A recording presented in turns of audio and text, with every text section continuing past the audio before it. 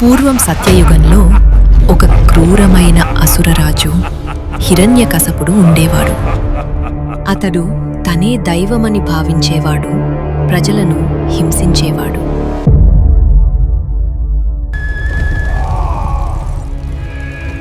కష్టపడి పని చేయండి.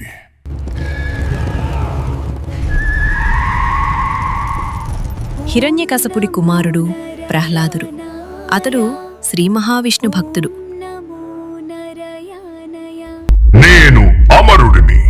మనిషిగాని జంతువుగాని ఆయుధంగాని నన్ను చంపలేవు. నేనే మీ దేవుడు. శ్రీ విష్ణువు ఎక్కదైనా ఉన్నదు, మేలోకుదా ఉన్నదు.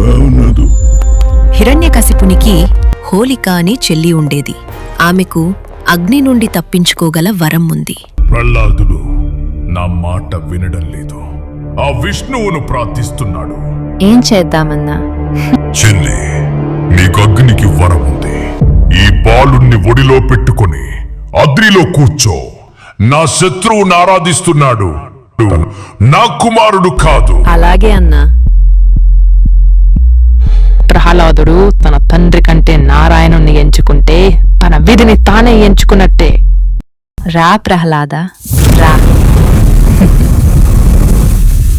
ఆ రాత్రి అగ్నిభక్తిని కాల్చలేదు, అహంకారాన్ని కాల్చింది.